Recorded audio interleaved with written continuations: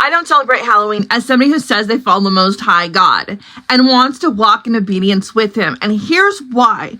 The origins of Halloween have nothing to do with God.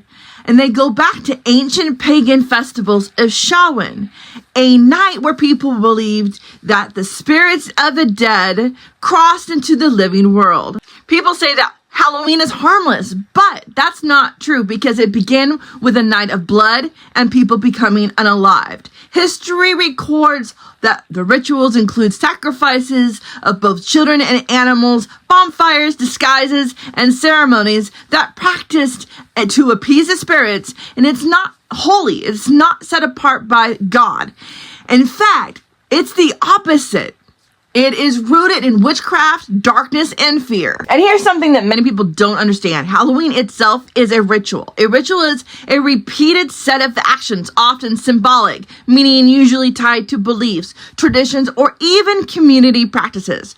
Dressing up in Halloween costumes or carving pumpkins, decorating skeletons or ghosts, going door to door for candy, or even hosting a trunk or treat. These are all rituals, repeated year to year, and they may not feel spiritual to somebody, but they came from traditions that were spiritual in origin. Even Christians and other religions take part of what really is Satan's day, the one day a year that Satan loves to see most people celebrating, dressing up as princesses or superheroes or attending a trunk or treat at a church. Doesn't change the fact that this day is rooted in darkness. And scripture makes it clear, have no fellowship with unfruitful works of darkness, but rather expose them. Ephesians 5:11.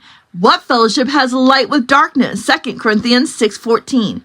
Take care that you not ensnare to follow them. You shall not worship Yahuwah, your Elohim, in that way. For every abominable thing that Yahuwah hates, they have done for their gods. For they even burn their sons and their daughters in fire to their gods.